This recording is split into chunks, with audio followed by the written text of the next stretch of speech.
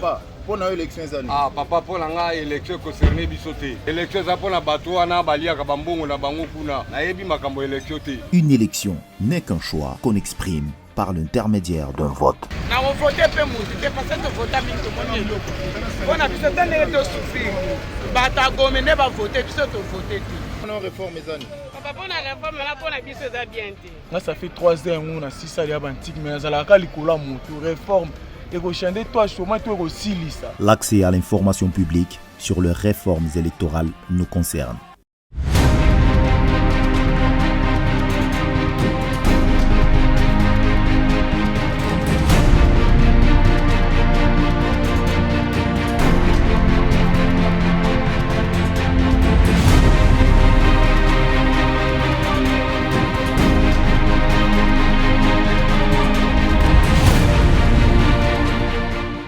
Mesdames et messieurs, merci de nous rejoindre sur les antennes de Justicia Télévision à travers ces premiers numéros de la réunion sur les monitoring des réformes électorales dans notre pays, la RDC.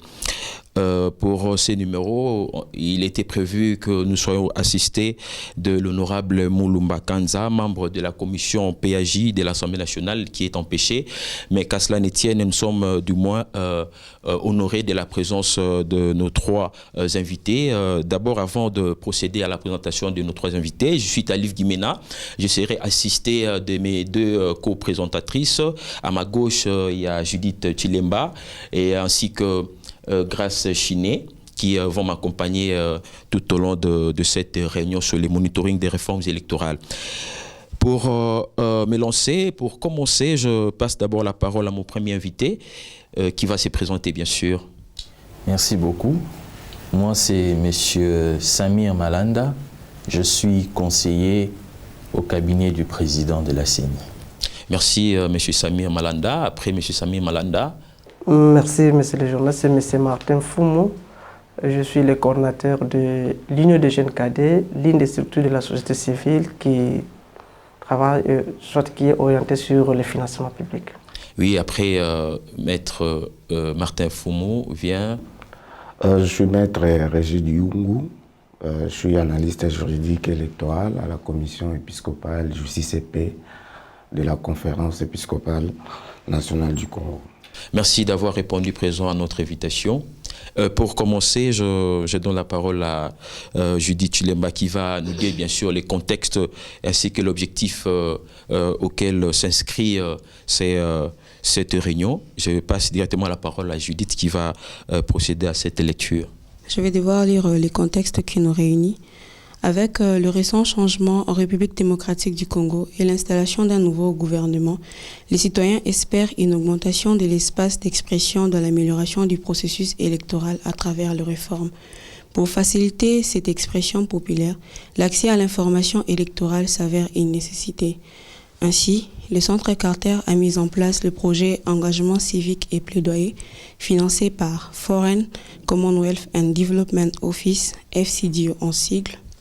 Ces projets visent à aider la population à avoir la bonne information afin de comprendre les nécessités, mais aussi les contenus de toutes réformes qui seront opérées dans le domaine de l'organisation des élections dans notre pays. C'est dans cette logique que l'association de communicateurs, au travers de sa chaîne Justicia Télévision, comme acteur de la société civile et l'un des partenaires d'exécution de ce projet, organise une réunion de change avec les parties prenantes au processus électoral sur le monitoring des réformes électorales. L'idée de cette réunion est de collecter les données sur les sujets auprès de sources sûres, à savoir l'Assemblée nationale, la Commission électorale nationale indépendante, le Conseil supérieur de l'audiovisuel et de la communication, ainsi que la société civile, afin de partager ces informations réelles, viables et fiables de la part de sources citées ci haut, en vue de permettre à tout citoyen d'y avoir accès. Elle recueillera les informations et les orientations auprès de toutes les parties prenantes qu'elle mettra dans son programme de diffusion et de sensibilisation.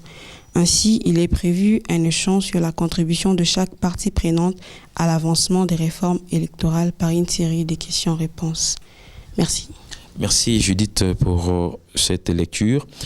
Comme il s'agit d'une question en vogue, une question d'actualité, bien sûr les réformes électorales, avant de nous plonger à fond de ces sujets d'aujourd'hui, mais il faudra d'abord que vous puissiez nous dire, chacun de vous, qu'est-ce que vous pensez de réformes électorales? Qu'est-ce que le public peut retenir en ce qui concerne les réformes électorales? Je passe d'abord par la maître Samir Malanda. Oui, merci beaucoup, monsieur le journaliste, pour la question.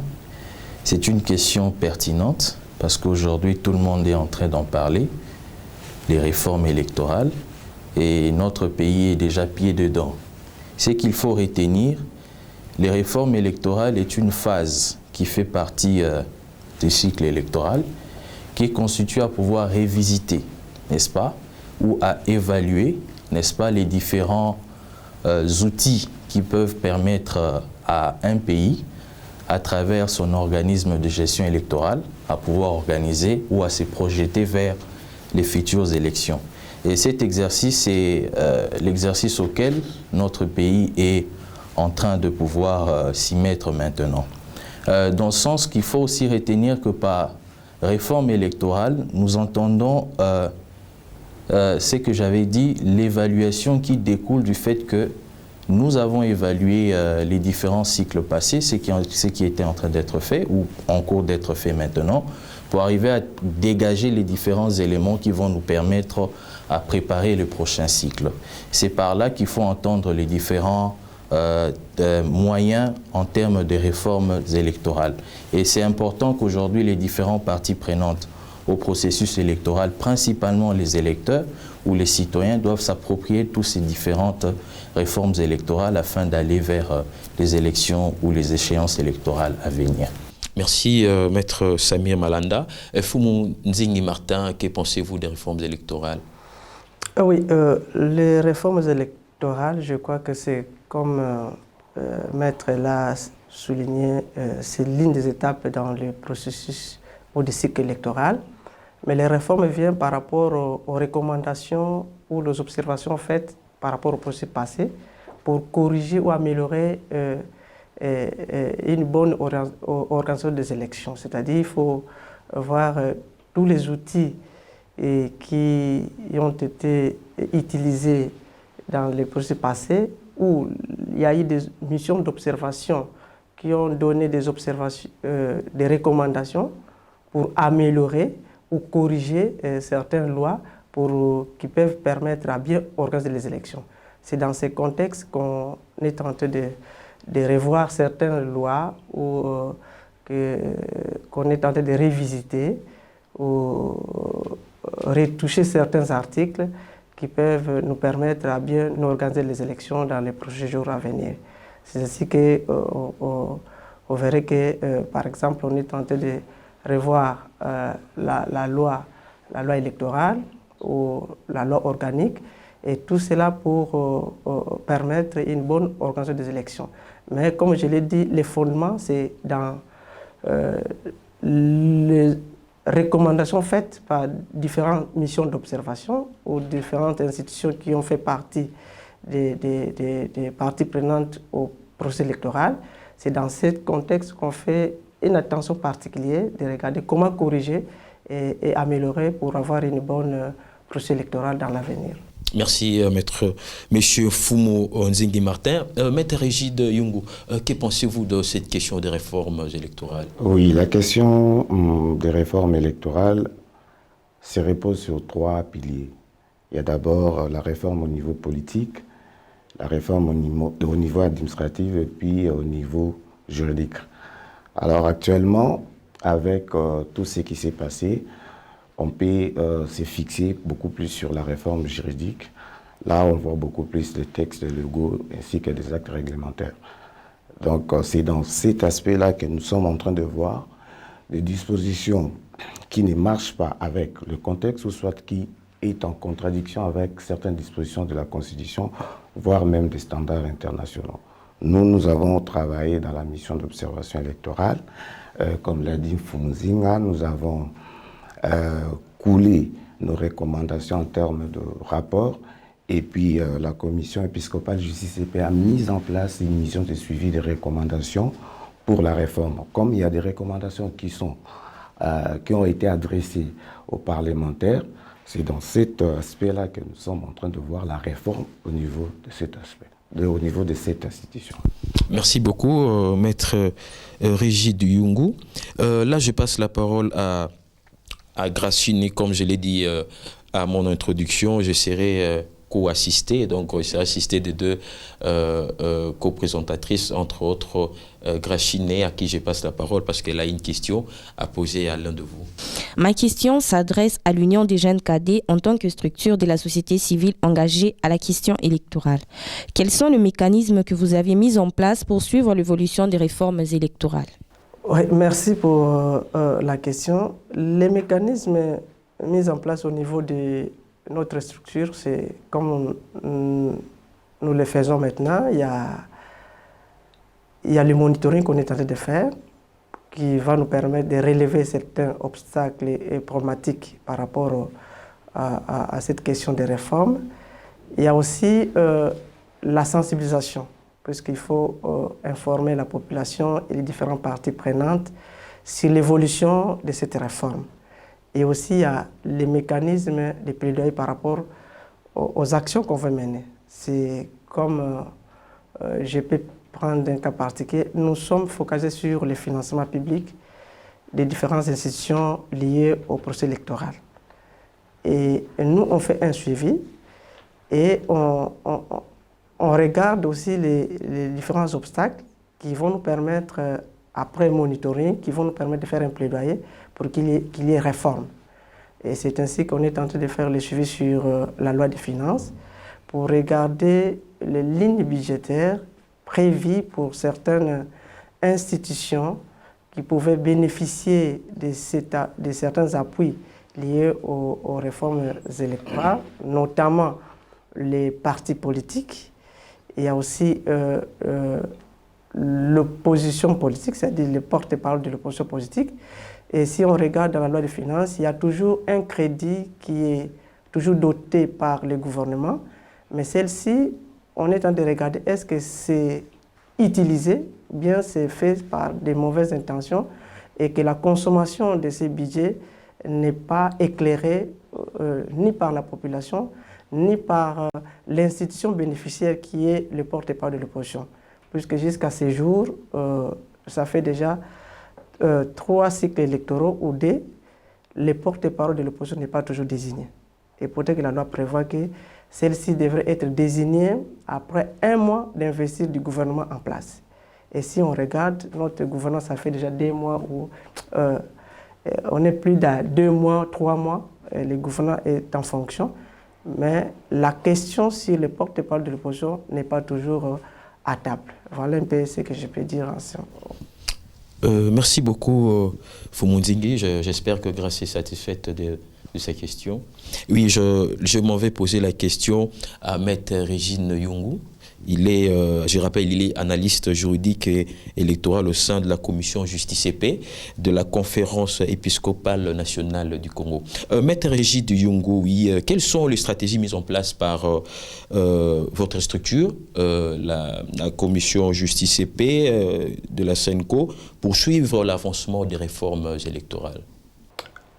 La commission Justice et Paix avait mis en place une stratégie de plaidoyer électoral, je crois, depuis 2018. Vous savez, l'Église a toujours un regard vers l'avenir. L'Église savait, après l'observation électorale, on devait mettre en place une mission de suivi des recommandations en vue de réforme. Et c'est spécialement ce que je viens de dire tantôt, en ce qui concerne les textes légaux et réglementaires par rapport à leur cohérence avec des instruments au niveau régional et international. Donc il y a déjà une équipe de plaidoyer avec des cahiers de charges sur des questionnements qui va demander la réforme. Et puis ces cahiers de charges vont être endossés sous forme de dossiers de plaidoyer qui va être apporté au niveau de la structure je peux dire au niveau du secrétariat exécutif de la commission Justice et Paix et qui va aller déposer cela au niveau du secrétariat général qui va être porté au niveau de cela. Parce que nous, à notre niveau, nous sommes des techniciens, nous élaborons des cahiers des charges qui vont être coulés en termes de dossiers de plaidoyer. Et puis, c'est maintenant les évêques qui vont porter le plaidoyer.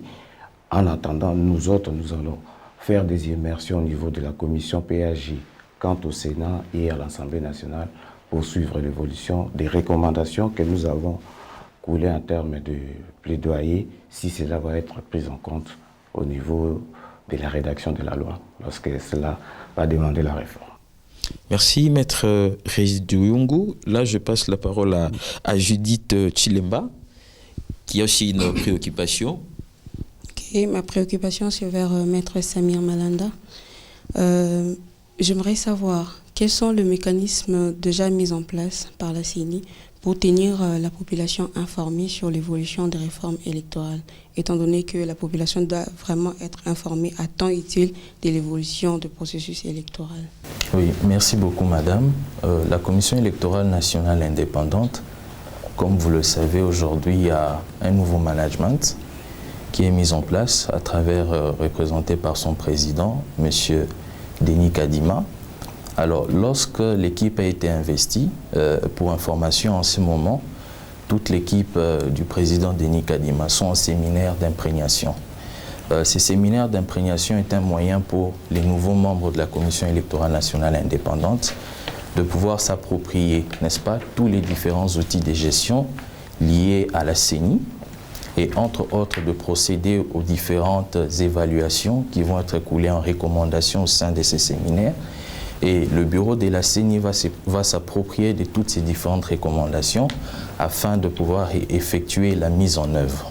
Et dans ce cadre-là, la communication est un aspect très important pour les différentes parties prenantes. Et en tant que telle, la Commission électorale nationale indépendante est en train de mettre en place une stratégie de communication, notamment en passant par la réactivation déjà de son site internet qui va intervenir sous peu.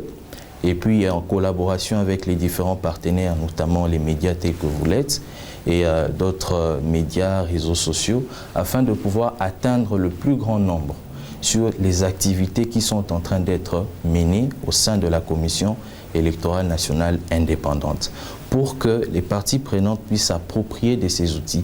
Je donne un exemple, je félicite Monsieur Martin, n'est-ce pas, avec sa structure, qui sont en train de faire les plaidoyers, non pas seulement les plaidoyers, mais également le suivi. C'est en ça que ça constitue un moyen important pour la Commission électorale nationale indépendante de constater que les parties prenantes aussi sont en train d'être impliquées, de pouvoir suivre les différentes activités électorales. Et donc, en termes de communication, la CENI est en train de pouvoir s'organiser à mettre en place tous les différents outils de communication pour permettre à ce que l'information puisse couler. Et ce qu'il faut noter aussi, lorsque nos autorités vont revenir, ils vont devoir déjà mettre en place un moyen pour commencer à lancer cette phase relative à la planification et à la mise en œuvre qui va constituer l'une des pignes dorsales de l'activité électorale, notamment avec la mise en place de la feuille de route qui va nous amener vers les élections. Donc la CENI est en train de pouvoir s'organiser sur le plan communicationnel afin d'atteindre tous les différents parties prenantes au processus électoral. Merci, Maître Samir Malanda Matabou. Mataboulou, je rappelle que vous êtes conseiller au cabinet du président de la CENI. Nous tendons déjà vers la fin. Maître Régis Dioungu, quel est votre dernier mot? Parce que là, nous tendons déjà vers la fin de ces premiers numéros de la réunion sur le monitoring des réformes électorales. Merci beaucoup de nous avoir invités. Vous avez apporté votre regard à notre structure. Merci beaucoup. Le dernier mot, je vais dire que la Commission, par son programme d'éducation civique et électorale, la Commission a mis en place déjà certains cadres pour la sensibilisation de jeunes et femmes, de personnes vivant avec handicap ainsi que le peuple autochtone en vue de participer au processus électoral. Nous sommes en train de sensibiliser les acteurs sociaux, c'est-à-dire les acteurs des organisations de la société civile, afin de mettre en place aussi certaines missions d'observation électorale quant à leur structure, et la sensibilisation de jeunes et femmes, comme je viens de le dire tantôt, d'être électeurs et des potentiels candidats pour des scrutins à venir. Merci. Donc vous êtes déjà à pied d'œuvre, nous pouvons le dire. Oui, nous travaillons toujours, parce que la structure a 5 programmes. Il y a le programme de droits humains, il y a le programme le programme de droits humains, édification à la paix, éducation civique et électorale, gouvernance et décentralisation, et puis dynamique de femmes. Mais dans tout, nous sommes en train de promouvoir la démocratie et l'état de droit. Mais vous pensez qu'il y a une bonne évolution sur les réformes électorales? Bon, les réformes au niveau du texte, par exemple, nous avons essayé un peu de travailler sur la loi organique, sur la CENI. Il y avait des recommandations qui ont été prises en compte, entre autres, les critères que les organisations devraient remplir pour désigner un candidat, parce que cela a été une recommandation depuis lors que nous avons produit notre rapport. Cette recommandation a été prise en compte, je crois, à la disposition des articles 10 de la loi sur la CENI. Et puis, il y a des recommandations qui touchent beaucoup plus d'autres cadres juridiques, mais qui entrent en fonction avec les élections, entre autres, la loi électorale, la loi sur l'identification et enrôlement des électeurs. Il y a aussi le décret sur le plan opérationnel de la sécurisation du processus électoral. Il y a la loi sur le parti politique, comment faire intégrer les regroupements politiques dans l'organisation et le fonctionnement sur le plan juridique. Il y a aussi la loi sur, je crois, le financement public de partis politiques. Nous nous sommes posé la question, est-ce que ces financements-là doivent tenir compte des activités des partis politiques ou de la campagne électorale? Donc tout cela, nous avons travaillé pendant longtemps. Donc pendant ce processus ici, nous avons essayé un peu de travail. Et qu'est-ce que vous avez décelé comme, je peux dire handicap ou bien erreur dans les textes? D'abord, nos textes ont un problème sérieux avec la légistique. Il y a un problème de fois d'incohérence au sein du texte. Il y a aussi des fois de discordance entre ce qui est prévu dans la Constitution et ce qui est prévu dans les textes. Vous verrez aussi, il n'y a pas aussi de fois de logique entre ce qui a été dit dans d'autres parties et à la fin. Donc, on devait d'abord avoir un œil de logistique pour bien critiquer nos textes, afin de donner aussi des propositions. Nous avons fait cela avec nos partenaires, nos alliés. On a travaillé pendant 10 jours en Bois-la-Loge. Nous avons essayé un peu de déceler tous les problèmes que nous avons trouvés d'abord dans l'écriture du texte, et puis nous avons fait nos propositions, parce qu'on ne peut pas rester en critiquant sans faire des propositions. Et il y a des livrables. Si vous aurez le temps, vous allez visiter nos installations et puis vous allez entrer en contact avec cela. Ok, je reviens vers Maître Samir. Vous avez parlé tantôt du séminaire d'imprégnation que la CENI a mis en place pour bien installer son bureau afin de bien travailler. En fait, nous aimerions vraiment savoir à quand tu réactiveras le site internet de la CENI en vue de permettre vraiment à la population d'être informée de tout ce qui se passe. Oui, c'est comme j'étais en train de le dire tantôt, la nouvelle équipe où le nouveau bureau vient de s'installer, il devait d'abord comprendre le fonctionnement interne de l'institution et faire l'évaluation sur ce qui s'est passé ou sur ce qui n'a pas marché. Et parmi les éléments, il y a cet outil de communication important qui est le site internet qui sera bientôt réactivé. Je pense que le bureau, d'un moment à l'autre, dès leur retour du séminaire d'imprégnation, vont déjà mettre tout en œuvre pour que le site internet puisse être réactivé, car c'est un miroir virtuel qui permet à pouvoir donner des informations importantes. Mais si vous me permettez de rebondir également sur la question de la communication, il y a d'autres outils ou d'autres techniques de communication que l'institution utilise qui sont d'ailleurs prévues par la loi. C'est l'animation des cadres des concertations. Et ces différents cadres de concertation sont transversaux. Il y a des cadres de concertation avec les confessions religieuses, les cadres de concertation genre et élections, médias. Tous ces différents cadres de concertation permettent à ce que la CENI se retrouve avec les acteurs avec les acteurs du processus électoral pour débattre sur différentes questions et afin de permettre à la CENI de récolter les avis des uns et des autres. C'est dans ce sens-là aussi que le cadre de concertation en tant qu'outil de communication permet aussi à la CENI de pouvoir partager l'information sur l'évolution des activités électorales. Monsieur Martin Foumou, pouvez nous dire quelles sont vos conclusions par rapport aux réformes électorales? Qu'est-ce que nous pouvons nous attendre de votre part, de votre structure? Oui, c'est difficile de conclure puisque nous sommes en plein processus, plein d'activités. Et ce qu'il faut dire, je crois que je vais d'abord profiter de la présence du conseiller du cabinet du président de la CENI, puisque c'est prévu dans notre agenda par rapport à la sensibilisation. C'est comme je l'ai dit, avec les stratégies de monitoring, nos enquêteurs sont sur terrain pour récolter certaines données. Et c'est ce qui nous amène par rapport à une action. On va faire le suivi sur les financements de la CENI par rapport à l'enrôlement des électeurs.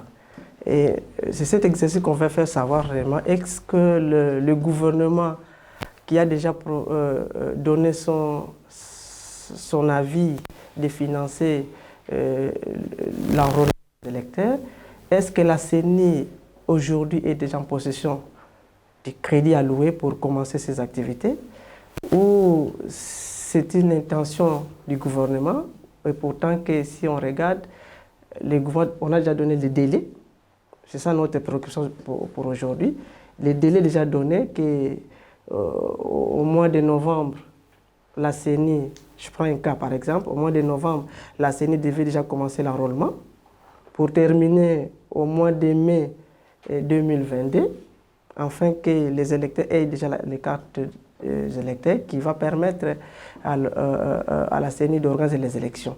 C'est cette question qui nous préoccupe et que nous voulons quand même avoir une séance d'animation, de sensibilisation avec la CENI pour nous dire à quel niveau sont déjà. Est-ce qu'ils ont déjà les moyens pour commencer? Et nous, les compteurs est déjà mis en marche pour faire les suivis dans le cadre du contrôle citoyen, dans le cadre de la transparence et la redevabilité de ces institutions par rapport à la population. C'est cet exercice qu'on fait mener pour cette semaine, puisque la semaine passée, nous étions avec les députés dans une émission débat citoyen par rapport au financement des partis politiques et de l'opposition politique. Et cette semaine, nous serons pour un peu sensibiliser la population et être en contact avec la CENI, et pourquoi pas aussi l'ONIP, pour savoir, et l'INES, puisqu'ils sont en commission mixte, pour savoir cette opération a réellement déjà commencé, ou nous sommes seulement au niveau des intentions, et que cela n'aura pas un impact par rapport à l'organisation des élections, qui, on peut dire au 30 décembre 2023 déjà, on doit avoir les élections. C'est voilà un peu ce que nous avons programmé pour continuer notre sensibilisation, qui va nous amener à un plaidoyer. Et si cela n'est pas encore fait, on doit faire un plaidoyer au niveau du gouvernement, afin que la CENI et les autres institutions aient quand même les moyens pour commencer déjà cette étape qui est très très importante par rapport à l'organisation des élections. Voilà un peu ce que je peux dire. C'est que l'IJK est en train de profiner pour les jours qui suivent. Merci, monsieur Foumou Nzingi Martin. Nous touchons déjà, bon, ce numéro touche déjà à sa fin. Je vous remercie d'avoir honoré nos invitations. Et je remercie également mes deux co-présentatrices, Judith Chilemba ainsi que Grace Chiné. Mesdames et messieurs, on se retrouve déjà à un autre numéro. Portez-vous bien. Au revoir.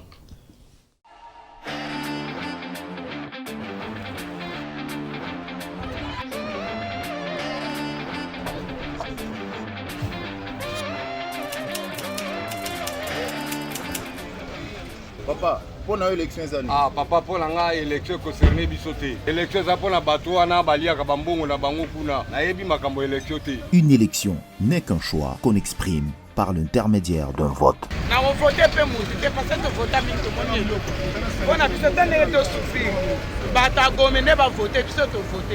mpona réforme ezani papa mpona réforme na mpona biso eza bien te nga ça fait 3 ans ngo na sisali ya bantike me nazalaka likolo ya motu réforme ekochande to achoma to ekosilisa. L'accès à l'information publique sur les réformes électorales nous concerne.